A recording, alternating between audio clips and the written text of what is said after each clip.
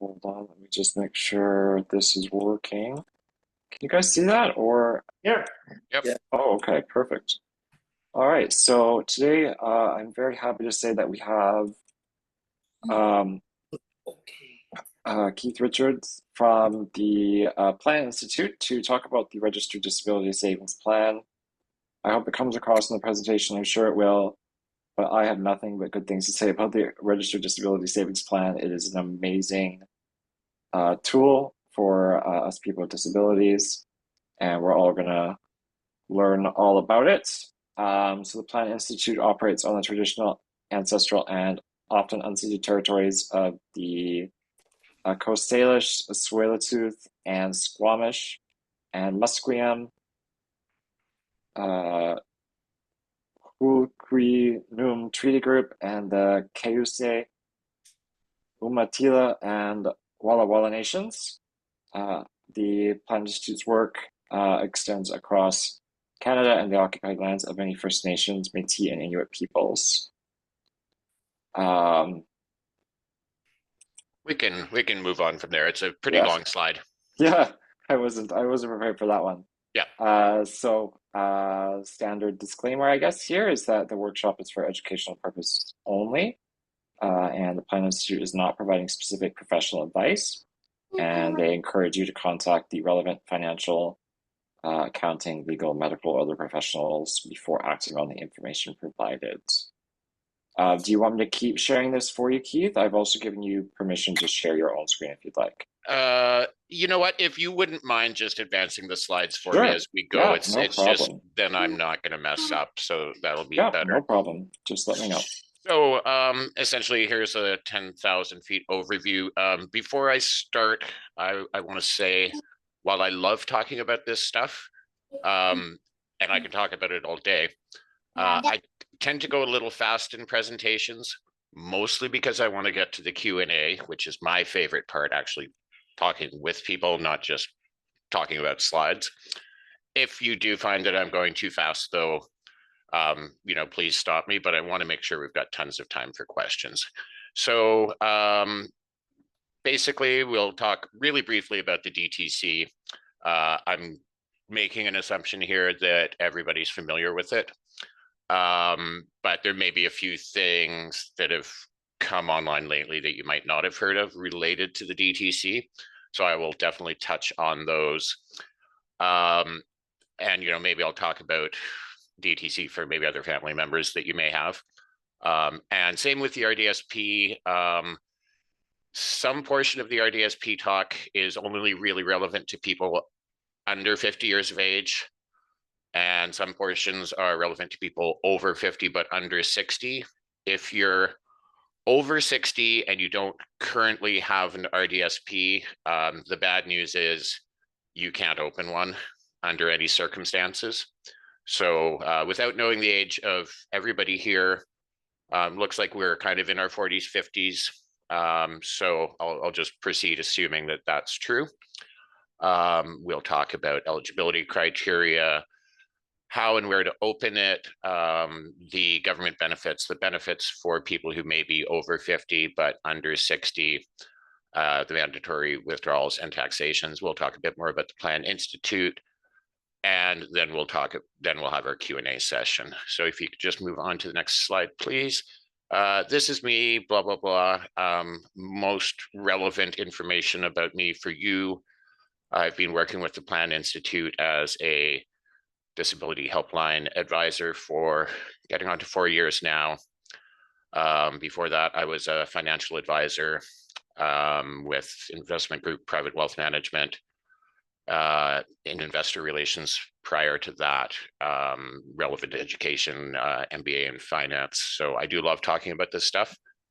Again, I'll try not to rush through it though. Could you go to the next slide, please? Okay. I'm just going to throw this out to the room. Is there anybody here who is not familiar with the disability tax credit? I'm not. I'm not either. These two here. Okay, a couple of people. So briefly, it's a non-refundable tax credit, meaning you never see it in the form of cash. It's just it's a deduction on your income taxes. to sort of help cover the extra costs that people with disabilities have. You have to have a severe and prolonged impairment. It's expected to last substantially or all the time. They're often time limited. So my disability tax credit is granted for 5 years because that's how long, that's sort of the shortest they grant it for. And, you know, my doctor's like, well, you need hip surgery. You might be waiting 5 years. We don't know. So he granted it for 5 years. If I still don't have my surgery in 5 years, he'll extend that for me. And it can be medical or physical. If you could move on, please. Yeah. Back one, please. Oh, no, sorry. Sorry, my eyes were just playing tricks on me. So it is transferable. So you could either use it to reduce your own taxes or your support person, a family member generally. So you get roughly over $10,000 in an additional, again, non-refundable credit. If you don't owe income tax, though, you don't see a check back from the government, unfortunately. And they can be granted retroactively into the past. They can be granted indefinitely into the past, but you can only claim 10 years back taxes. Okay. Next slide, please. And it's a relatively small group, so I'll say I don't mind people interjecting with questions as we go on. I don't think that'll sidetrack us. Basically, you always have to apply the disability tax credit to your income first. You know, if you're making under the basic personal amount of roughly $16,000, $17,000, then of course there's nothing for you to claim. So the whole portion can go to a family member. And again, those family members can get their back taxes retroactively reimbursed up to, I believe it's a maximum of $15,000. Heather, yes, go ahead. I'm confused what you mean by going to a family member. So I'll give you an example. My sister does not work. She's unable to work due to a number of different conditions. She doesn't really earn any money. She gets CPPD, but it's not very much. So her income is under the basic personal amount that everybody gets to claim. So that's roughly $17,000. Well, she makes under $17,000 on CPP disability. Okay. So she transfers it to my father, who provides financial support to her. So my father's taxes are thus reduced because she doesn't need to use any of it. If she had income over the basic personal amount, she'd have to claim, like she'd have to use a bit of that credit. But given that she doesn't, it all gets transferred to my father. When I do my parents' taxes, I'm like, okay, it's going to him. And then that gets us a tax break on my father's taxes. Does that clear it up? Okay. How do they know that it's from you? Like, does that? Right. How does the CRA know? Yeah. Yeah, it's just, well, I'm trying to think how they know. I'm trying to think of when I do the taxes. You're saying, you know, do you have any dependents with the disability tax credit, and what amount are you transferring from them? Okay. Okay. Yeah, that's it. Okay. It's Thank pretty you. straightforward. Next slide, please. Here's some additional benefits that people who are on this call who already have the DTC may not know about. The home buyer's amount. So the home buyer's amount is something like when you withdraw from an RDSP, you know, for the home buying plan, you have to start paying it back in, and that's usually only for first-time home buyers, like the first house that you buy. But then they realize, okay, people with disabilities may need to buy, you know, another house to accommodate their accessibility needs or whatever that may be. So they let you do that process again, even though this technically isn't your first house. So that may be of relevance. And again, the home accessibility tax credit sort of dovetails in with that. You know, you may need to renovate your existing home for a ramp or, you know, shower bars or other accessibility aids. So there's that. Canada Dental Care Plan, that's relatively new. More and more dentists seem to be offering that. So that may be something new that you're not aware of. Bottom right-hand corner there, the Canada Disability Benefit. So that's a new federal benefit introduced, I believe, in June, not without its teething pains. Some people who have applied have been getting their checks late or not getting them yet, but they seem to be getting a little bit better. So hopefully in the next couple of months, they'll have sorted all of that out. I think the next slide, we're going right into the RDSP. So I'm going to pause here and see if there's any more questions on the disability tax credit. It's for any of you who have family members, it doesn't. So the biggest challenge we find for the disability tax credit is lack of a family doctor, right? People are like, I need the disability tax credit. I want to get it. I don't have a family doctor. The walk-in, or I do, but I moved and the walk-in clinic doesn't have my files and they won't do it. Handy hint for any of your friends, family members, anybody that you know who may have mobility issues. So the DTC is granted in, I believe, 6 different categories. So feeding, eliminating, mental functions necessary for everyday life, and walking. You don't need a family doctor for a walking disability necessarily. I had my physiotherapist do it. My physiotherapist looked at me and went, you can't walk. And I'm like, yeah, well, that's the problem. I have a torn labrum in my hip. I won't be able to walk properly until I get surgery. So she's like, I can do that paperwork and it's great. You don't have to make a doctor's appointment. So that's a handy tip on that. Okay, let's launch into the RDSP. Does anybody here already have an RDSP? Yep. Yep, that's one. Yeah, I do as well. I see 3 more hands, including Alex.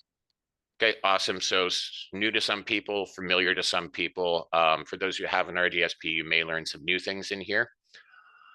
So registered disability savings plan. Key thing in there is the first bullet point. It's a long-term investment account. I hate it being called a savings plan because to my mind, too many people just put cash in there and they don't invest it and it never grows. There's some generous government money available for those under 49 or under 50. So that's kind of like, well, I don't want to invest it. I've got all this government money too. Especially the younger you are, the more important it is really to invest it for as long as possible. Compared to the RSP and RESP, just basically, there's no tax deduction when you make the contribution, okay? So totally unlike an RRSP in that way. Similar though to both the RRSP and RESP, they do both grow tax sheltered, so you're not paying tax on them, as it's invested. You only pay tax on withdrawal, and I'll get into how the taxation works at point of withdrawal. Doesn't affect your federal benefits, so if you're getting CPPD, you're all good. Doesn't affect your provincial PWD benefit if you're on that, even when you make withdrawals. It's what's called an exempt asset. So like a primary home or a motor vehicle, the RDSP is exempt. You can have over that $100,000 barrier that you're faced with on PWD assistance, and it doesn't count. Parents could start an RDSP for their child when they're very young. It could easily grow to, over $1 million by the time the child's 40, 50. Doesn't matter. If they're on PWD, it's not getting clawed back. You can have up to $200,000 in personal contributions in it. That's a hard cap. There's no annual contribution limit like there is for a TFSA, for example, or an RRSP. You can get up to $90,000 in government contributions, but realistically, if you're so you can go 10 years back retroactively for government contributions if you've had the DTC for that long. Normally, in quote, a normal RDSP, if you didn't have any retroactive DTC, it would take 20 years to get all of the $90,000 in government contributions. So realistically, people on this call, who I'm sort of pegging at over 40, if they haven't got an RDSP yet, are not going to see all of that, but that's okay. You can still see a good chunk of it. And the investment income can grow to whatever it is, or it can go down to whatever the markets are doing. Two key things. The beneficiary is the person with a disability, obviously, and the holder is the person who manages the RDSP. Strangely, the beneficiary of the RDSP, the person with a disability, cannot designate a beneficiary as you would with other investment accounts to have that RDSP passed on to should they pass away. It's kind of a different process that you have to go through with the RDSP, and we can hit that in the Q&A if you like. And for adults, the RDSP holder and beneficiary are usually the same person. So the key there is contractual competency. You know, if you're fit to read and understand contracts, you're a contractually competent adult, you have to be both the holder and the beneficiary. There's no way around it. So let's move on from there. Okay, so eligibility, you have to be below, be in the calendar year you turn 49 or younger to get any government contributions. There's no ifs, ands, or buts. There's no exceptions. It doesn't matter if you open the account when you were eligible, but the bank messed up the paperwork and didn't actually fix that until you were 50. There's just no recourse. So the last date the government will contribute is December 31st in the year you turn 49. And there's kind of a reason for that. It's not completely arbitrary. It has to be before December 31st, the year you turn 59, to open an RDSP. Again, unfortunately, no exceptions, which to me makes no sense. Your PWD eligibility goes up to 65. What if, you know, you're 60 and you receive an inheritance or something that's going to kick you above the $100,000 PWD asset limit? The RDSP is no longer available for you to shelter that, and that's wrong, but I don't see it changing. Be resident in Canada for tax filing and have a SIN.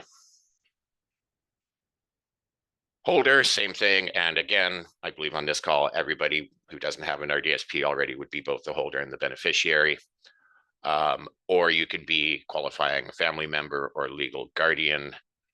Qualifying family members are spouses, common law partners, adult siblings, or parents. They are not in-laws. They are not cousins.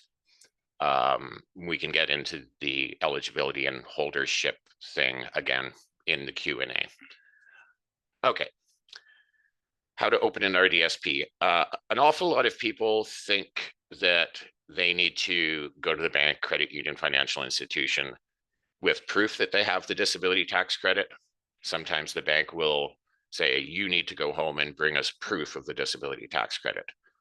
They are wrong.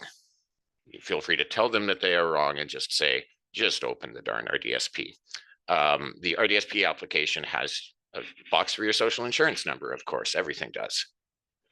If you've got the disability tax credit, the CRA knows that. So the RDSP application goes to 3 different places. It goes to the bank, goes to the CRA, because they do the income verification, they verify DTC eligibility, and it goes to Employment and Social Development Canada, there who pays the government contributions should any be available for you. So if they tell you that, tell them they're wrong. Just tell them to open it. Obviously, you know, it's Oh, there we go. How to open it, where to open it are key considerations. I'll give you the short sort of 10,000 foot view on this, and then again, save time in the Q&A. Rule of thumb, if a financial institution has brick and mortar locations, it offers the RDSP. So, you know, if you can see them on a corner in your town, you know, they're a credit union, they're one of the major banks, they're a sort of smaller investment company like an Edward Jones or an investors group or whatever, they offer the RDSP.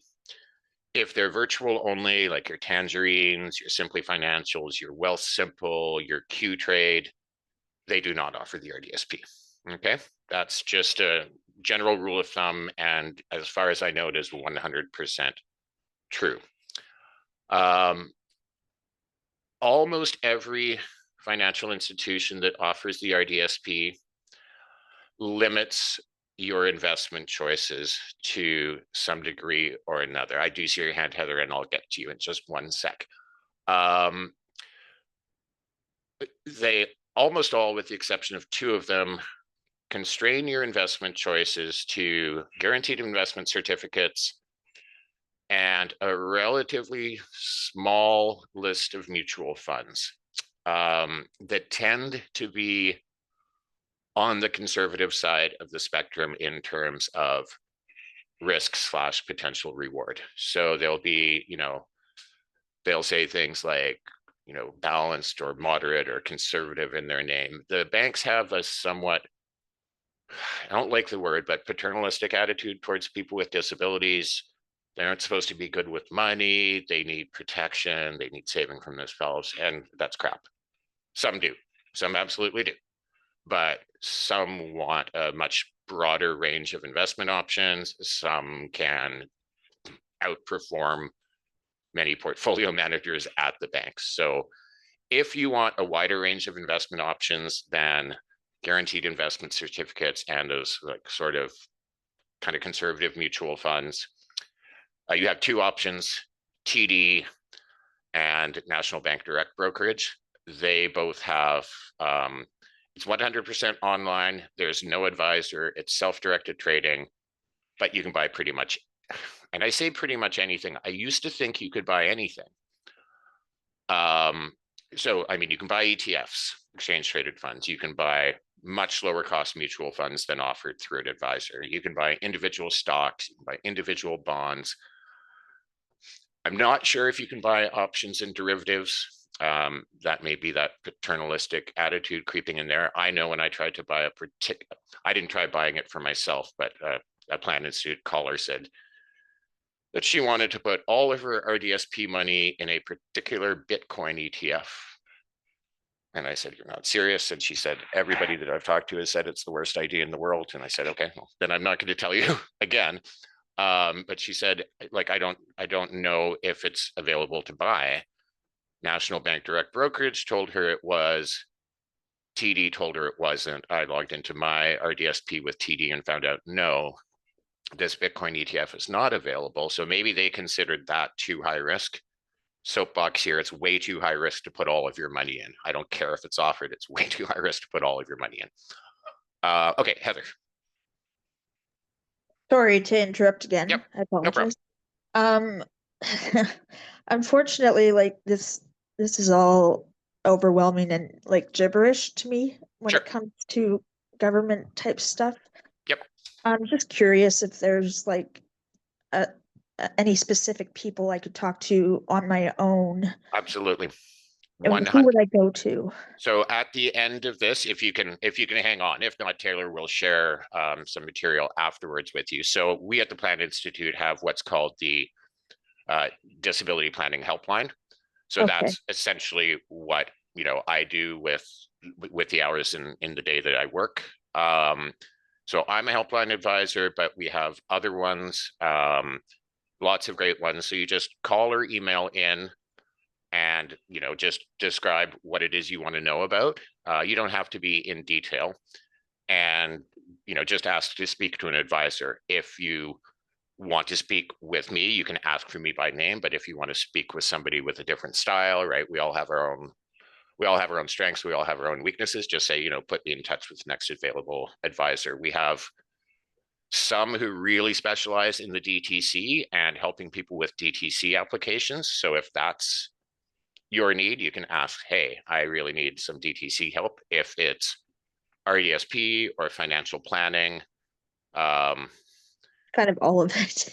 yeah, if it's kind of all of it, you want to talk to either me or Laura. Okay, that's who you should ask for. Okay. Allison would be great, but I think she's off sick. If it's all of it, Laura and I are the all of it people. Okay. Go ahead, Tyler. You're the host. You don't have to ask. Oh, well, I'll wait my turn.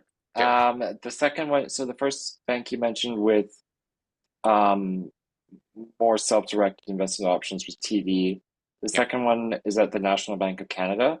Yeah, National Bank of Canada, National Bank Direct Brokerage is that arm. One thing to note, if you are researching those options, if you go to the National Bank Direct Brokerage landing page, last time I looked anyway, it'll show you the list of accounts that are available for that. So it'll say RRSP, first time home savings account, RESP, non-registered, blah, blah, blah.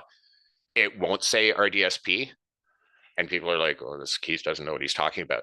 When you actually click, apply for an account or open for account, then it shows up as an account type. So it is available. It's just kind of buried. Okay. Okay. And is it possible to move your RDSP? Absolutely possible to move your RDSP. You're only ever allowed to have one RDSP at a time, with the exception of when there's that little window when yours is being transferred to another financial institution, because obviously they need to open one up to receive the funds from your other RDSP.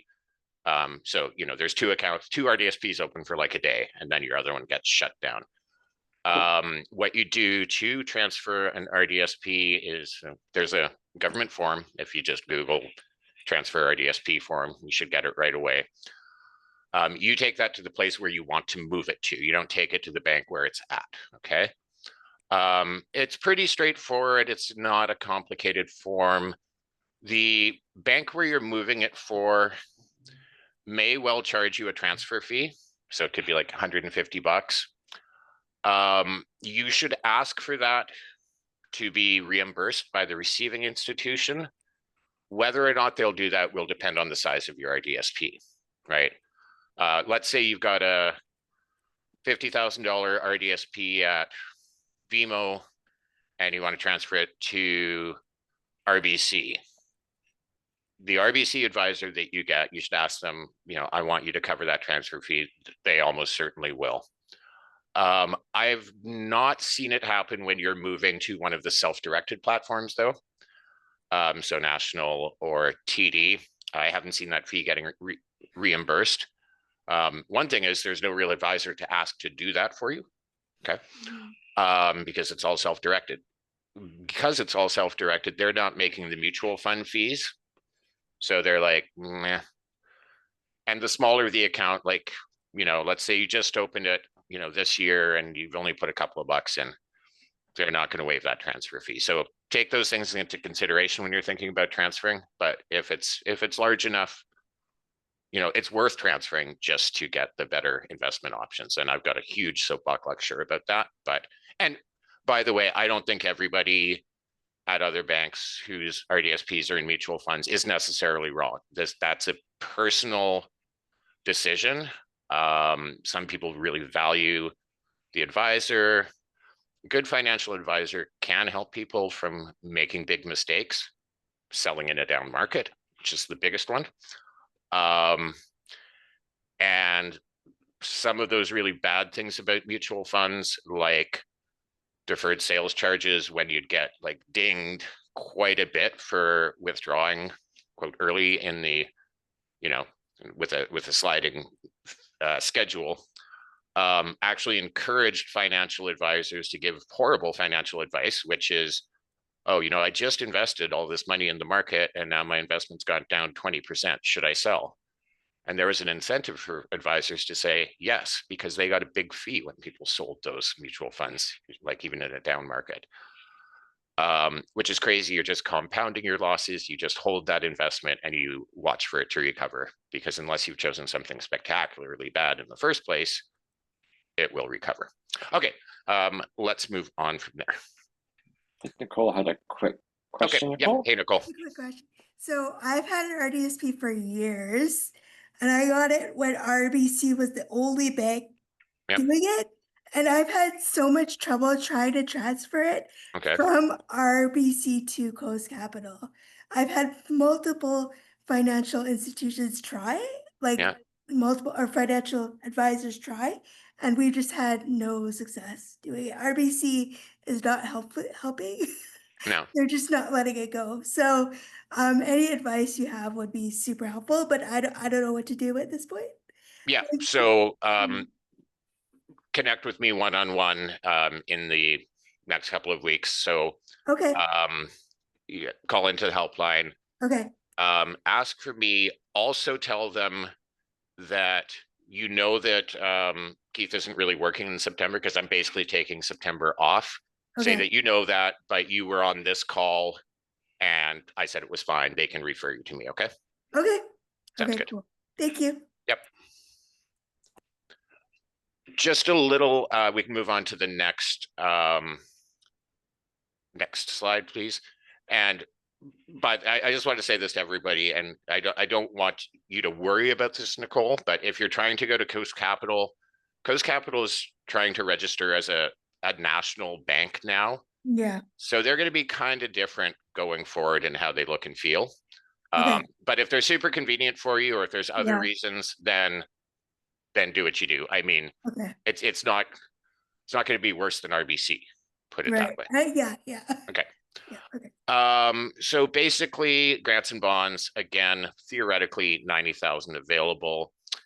It's based on your income 2 years prior. It's like, we don't know how much you're going to make this year, and if you're making an RDSP contribution before you filed your taxes for last year, they don't know how much you made last year. So it's always based on your income or your household income. So that's you and a spouse if you have one, from 2 years ago.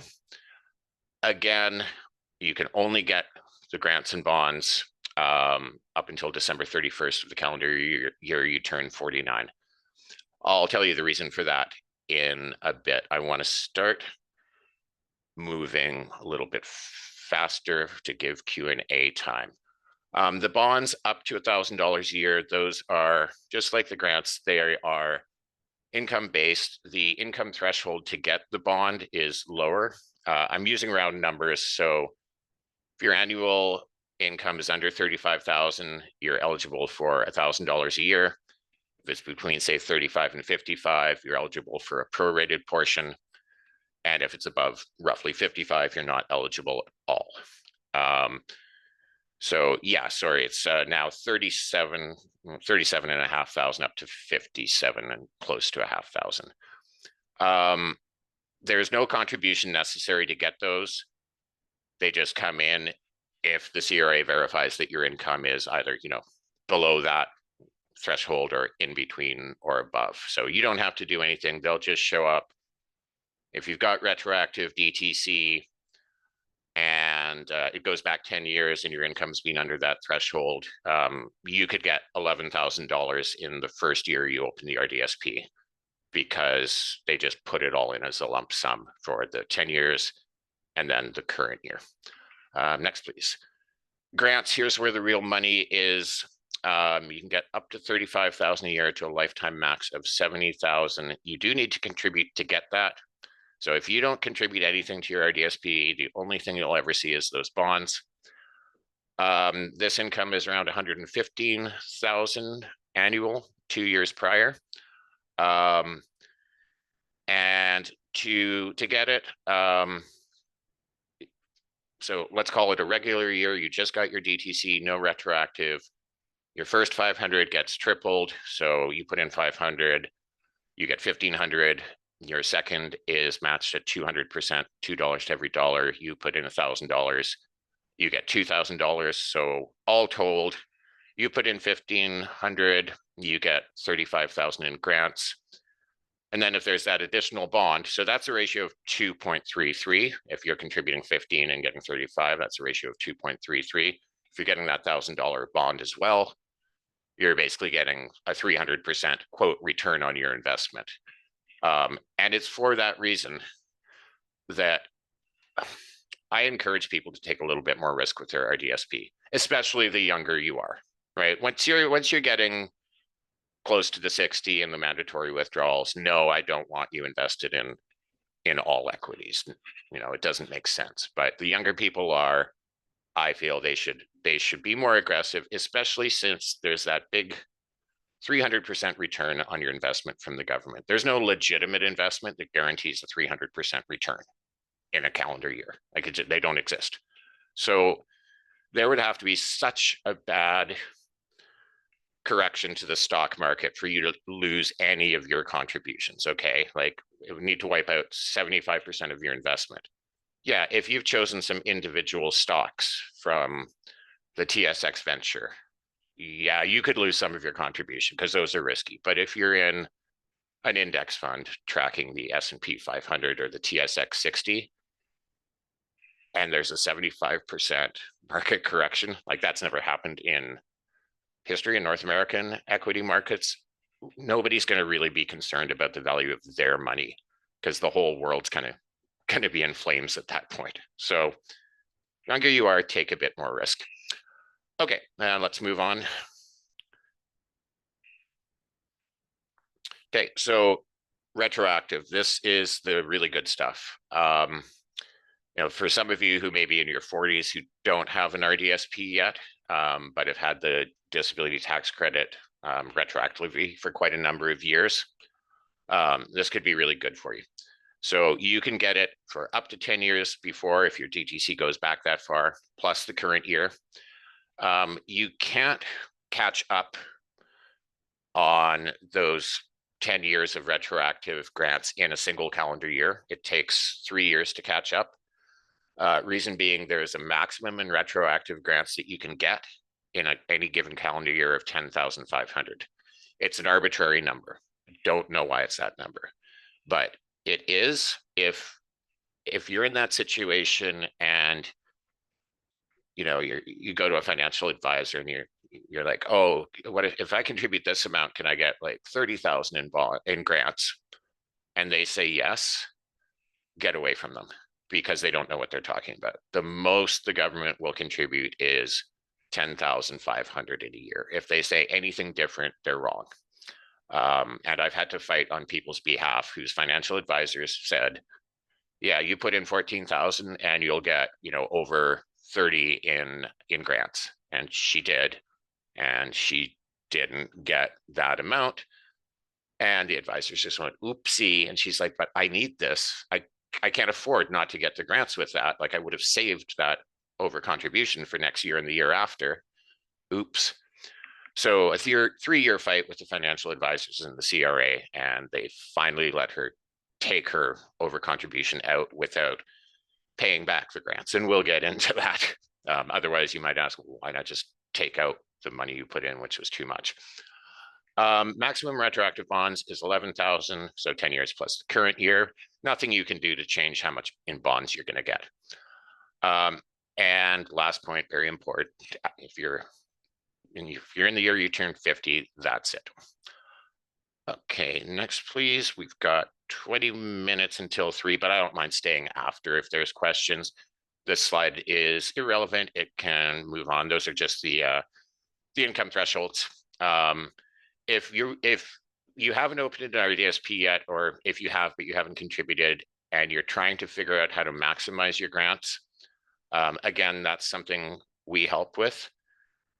Every year you get a letter from the government, Employment and Social Development Canada, that's called a Statement of Grant Entitlement. It says the most the government will contribute is X. To get that, you need to deposit Y. You never get that letter in the first year. You only get it starting the year after your RDSP is opened. So people are often confused and they have to talk to a financial advisor who knows just enough about the RDSP to be dangerous, but makes those kind of mistakes that I just talked about. That's something we can help with. Okay. Again, I've hit this over the head, only up until December 31st, the year you turn 49. There's never any government money after that. Here's the reason for that. The RDSP it's a beautiful thing. It can be quite generous, but with that generosity comes some real inflexibility. So the RDSP has what's called the assistance holdback amount. It's a fancy way of saying that's a pool of money that the government has put in, but they will take it back from you if you withdraw, quote, too early. And what does too early mean? So I'm stepping back here. The RDSP was, since its inception in 2008, always meant to be something to supplement retirement income for people with disabilities, with the understanding that because of their disability, they may not have been able to work as much or at all, hence may not have contributed much or any to the CPP. So they would need something else to sort of help them in their, you know, it's not even elderly 60, but you know, that was the thinking.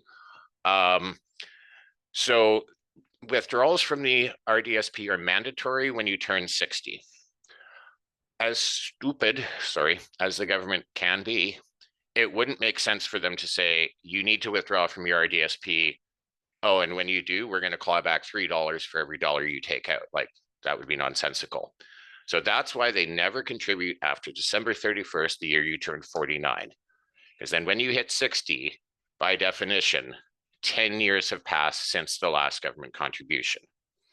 And that's the amount that is subject to clawback. So any government grants and bonds that have been deposited in the RDSP in the last 10 years are what's known as that assistance holdback amount. So, you know, if an infant's born with a disability, they could get all of the government grants and bonds by the time they're 20. And then at the age of 30, they could start withdrawing without any penalty, without having government money clawed back, because it's been more than 10 years since the last government contribution, right? Just depends on when you started.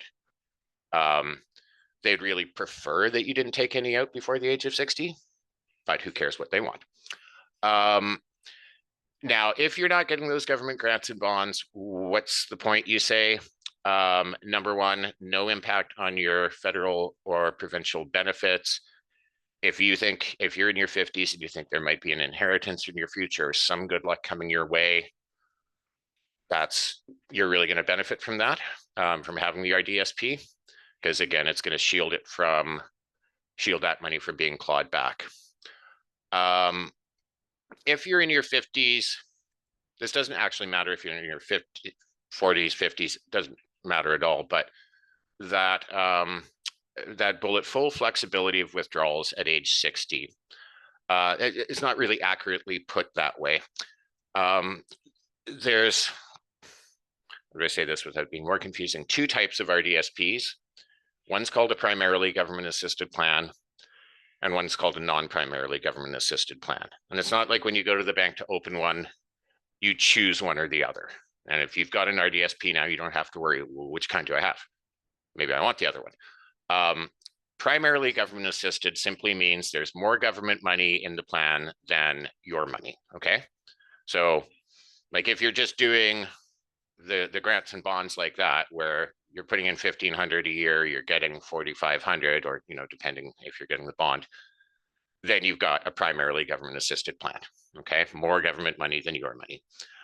What that means is when you turn 60, the government gets to make the rules about your withdrawals. They're like, no, we've contributed to this. This is money for your, quote, retirement. We don't want you spending it all and then needing to fall back on other supports that may or may not even be there. It would be like me electing to take Canada Pension Plan at 65 and saying to the government, just give me all the future years as well. Come on, like I'm a more responsible steward of that money than you are. They're gonna be like, yeah, we're not doing that. It's kind of like that with the RDSP. However, if you've contributed an equal or greater amount, like spot on, or even $1 more or $10,000 more, Then you've got what's known as a non-primarily government assisted plan. You can take out however much you want. You still have to take the annual minimum that starts when you're 60, but you can take the whole thing out. So, if you're in your 50s and you open an RDSP, by definition, you've got a non-primarily government assisted plan because there's no government money available for you. But if you're in your 40s now and you're thinking to yourself, well, I'm not going to contribute when I'm in my 50s, it's dumb, I don't get any matching government money, that's the reason you may want to, okay? So that when you're 60 and can withdraw without penalty, there's a same or greater amount of your money, then you can be like, you know what, I'm going to do with this what I want. Okay, let's move on, please. Ways to maximize the RDSP. I don't like this slide. Have an emergency fund. So don't put money in the RDSP that you may need for a rainy day. This really applies to people in their 40s or people with, in their 50s, but they still have a primarily government assisted plan. You never want to be forced to withdraw from your RDSP and then have the government money go back to the government, right? Keep enough outside of the RDSP. If you're in your 50s and there's no government money, you're not subject to any clawback because there's no government money to claw back. I still don't necessarily like your emergency fund in the RDSP unless that's in like a super safe investment. Like I want all of the money in the RDSP invested in some form or another, earning something, right?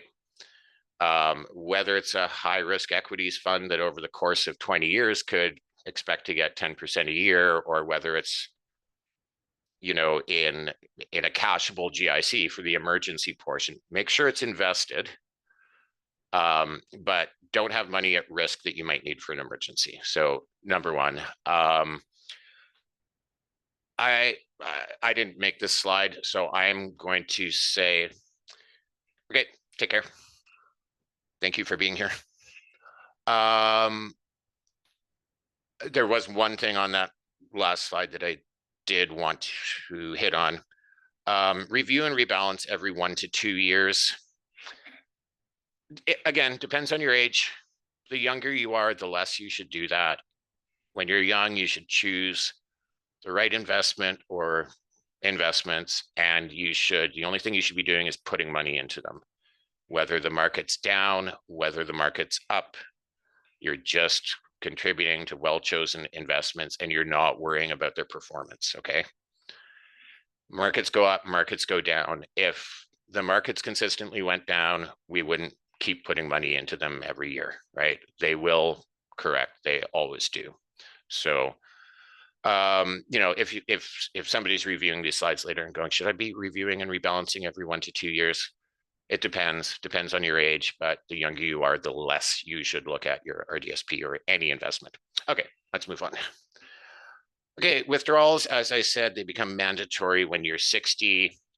I've sort of covered that what's called a proportional repayment rule, the 10-year rule. Any grants and bonds deposited in your accounts in the last 10 years are subject to clawback. The most common bit of crappy advice given about RDSPs by financial advisors at the banks is this. Somebody will go in and they will say, okay, it's 2025. I opened this account in 2014. Can I take out the $1,500 that I put in 2014 and the associated government money because 2014 was more than 10 years ago? And the advisor, if they're advisor and they say this, shame on them, but they do, and this still happens. And sometimes it's just a teller. They sort of scratch their head and they go, yeah, I've heard something about 10 years in RDSPs. Yeah, you can take that out without penalty. So they go ahead and they take that out. And then their next statement, they clawed it back at a rate of 3 to 1. What's going on? It's not that contribution has aged like a fine wine for 10 years, over 10 years. It's like, if there have been grants and bonds coming in the 10 years since 2014, those are subject to clawback. That's the pool of money subject to clawback. Withdrawals, no restrictions as to what you can use the money on. It's not like it has to be used for, accessibility needs or anything like that. Has to go to the beneficiary. It's kind of obvious. Okay, next slide.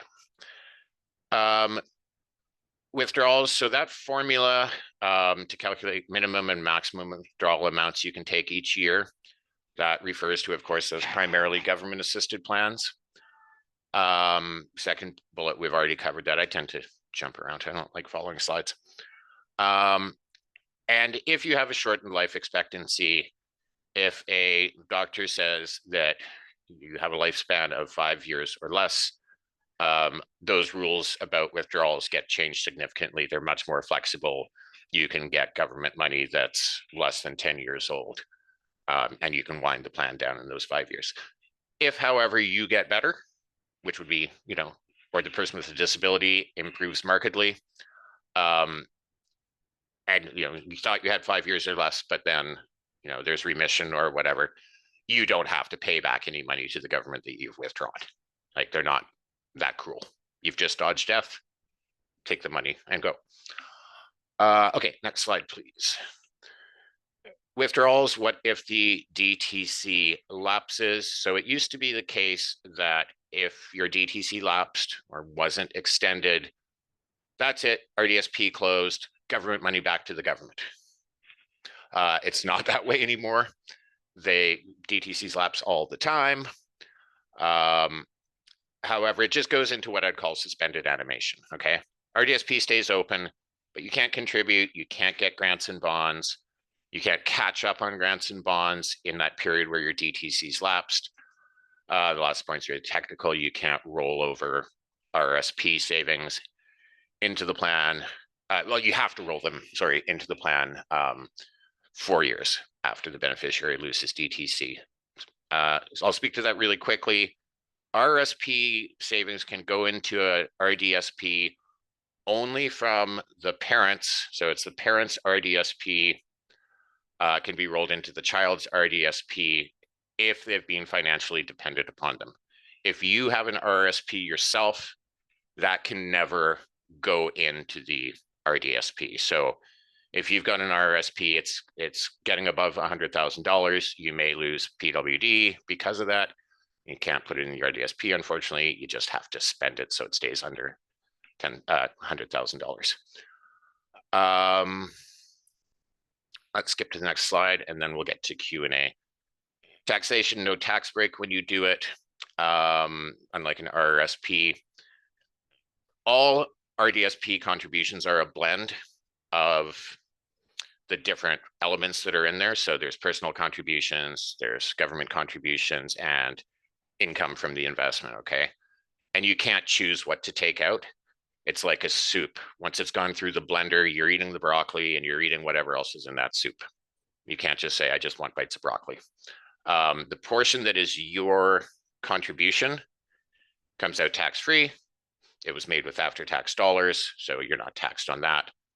You are taxed on the government grants and bonds and the investment income. Of note, the investment income from an RDSP is all sort of treated the same. You don't get favorable dividend treatment. It's just your marginal tax rate. All right, let's move on to the next slide and then hit Q&A.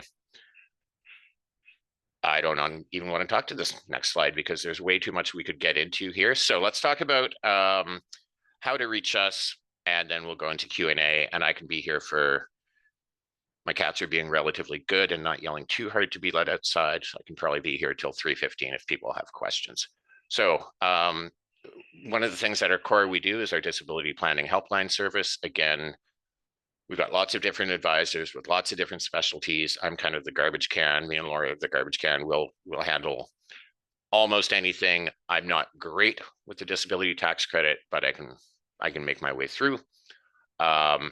So you can reach us either via that phone number or our helpline email. We have an RDSP calculator on there. If you use the calculator, there is a better calculator out there. for the RDSP. It's from a financial advisor. The name is Regan Financial, WEGAN,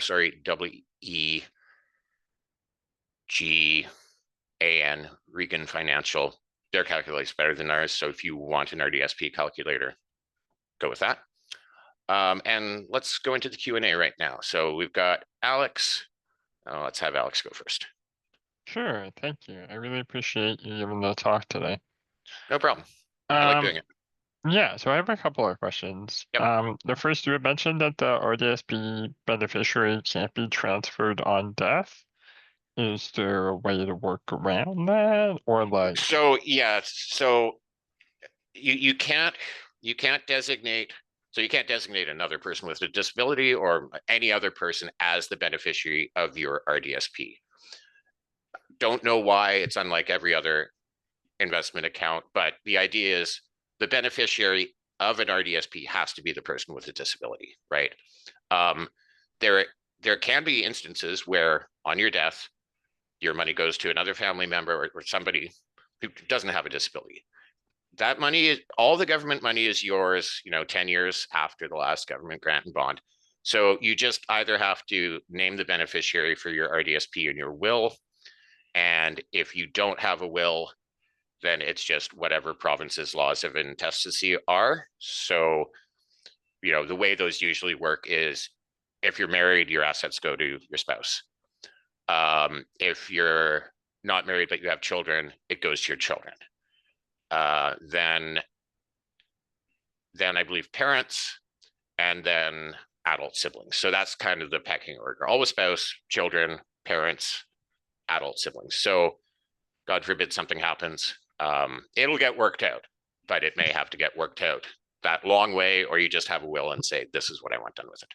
Sure, okay, it does. So if the if the beneficiary was to die before that 10-year period of last contribution, would the whole amount for the government contributions be removed, or would it just be for the number of years up until that Number point? of years.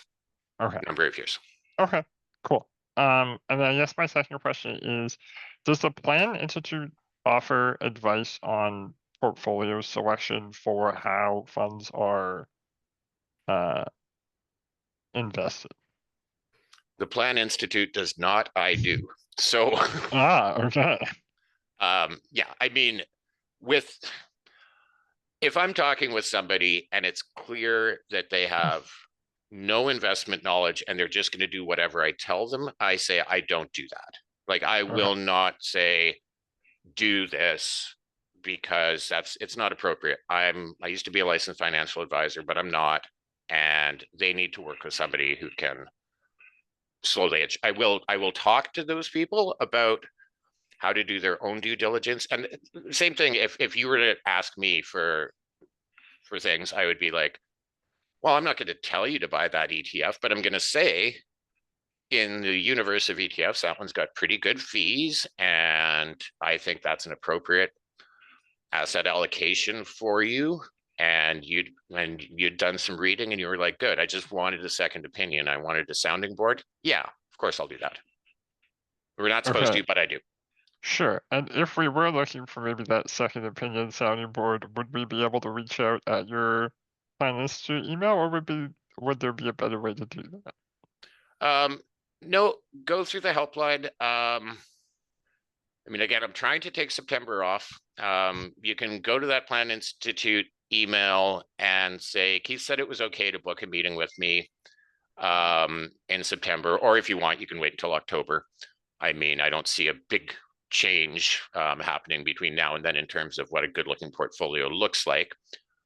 You can ask them for my calendar booking link. That's the easiest way to book a meeting with me. I've got like Calendly set up. So I think what I'll do is I'll probably, today or tomorrow, I'll remove most of my availability for September, and I'll just leave a couple of things so that, if somebody wants, they can book something. Okay, perfect. Thank you so much. I saw another hand raised, but now I don't see it anymore. Yeah, Keith, I had a quick question, and Yep. I unfortunately had to leave momentarily, so I might have missed it. If you already answered this, I apologize. Yep. But what is the minimum age for an RDSP? None. None. Oh, wonderful. Okay, So infant. perfect. Thank you. Okay. I know we've covered a ton. I know people may not have even been able to formulate their questions yet. Some of you might have just too many, and I understand that. It's a big topic. So again, reach out to our helpline. We also have 2 webinars on it. So RDSP level 1 and RDSP level 2, they're both maybe an hour and 15 minutes, hour and a half long. First half is kind of pre-recorded with our advisor, Laura, and she's been doing this forever. And then the second half is another live Q&A like we're doing here. A lot of people watch both of those, who don't have an RDSP open yet, and then still reach out to our helpline because it is complicated. The reality is, if you go to the banks with RDSP questions, you're probably not going to get the best answers. It's sad to say, but it happens all the time. We have people who work at banks calling our helpline because they want to open an RDSP for themselves or their children, and people at their branch are like, I don't know how to answer that question. We have financial advisors from like all of the big banks. TD, even though I said TD doesn't do RDSPs, they do in specific situations for they do them, but online only, no advisor. If the family's got a ton of money with TD, you will get an advisor. So I've had TD advisors with, multi-million-dollar client portfolios calling and saying, I don't know this about the RDSP. I've got a client with an RDSP. Their parents are super rich, but I don't know how to answer questions about their son's RDSP. I call those ones the good advisors, right? Because their client has a question, they don't know the answer, they don't just bluff and make something up. So, if you're looking to open an RDSP and you go and you meet with somebody and they say, you know what, I don't know, probably work with that person. Like, I don't know, but I'm going to find out for you. Whereas if they give you sort of an evasive answer, or they clearly just don't seem to quite understand what they're talking about, keep doing your due diligence. I've got a list of 4 questions that I send to people to test out financial advisors. If they get those first 2 questions wrong, I tell the people, do not work with them. This is basic stuff. And if advisors don't know the answer to those first 2 questions on the spot, don't work with them. If they don't know the answer to the next 2, it's probably okay. They're kind of tricky questions. If they know the answer to all 4, it's like, you found a diamond in the rough like this. That's a great advisor. So I like to put it this way. All banks hate the RDSP. They just express their hate in different ways, right? It's very complicated to administer. The rules that the government publishes for RDSP issuers, as in banks, are like 365 pages long in PDF. So you can read a page a day of RDSP rules in a year. Compare that to the tax-free savings account rules that the government publishes for the banks. They're 15 pages. It's mostly like table of contents, not much to see here, index, because it's like tax-free. You put your money in there. There's no matching. It's simple, right?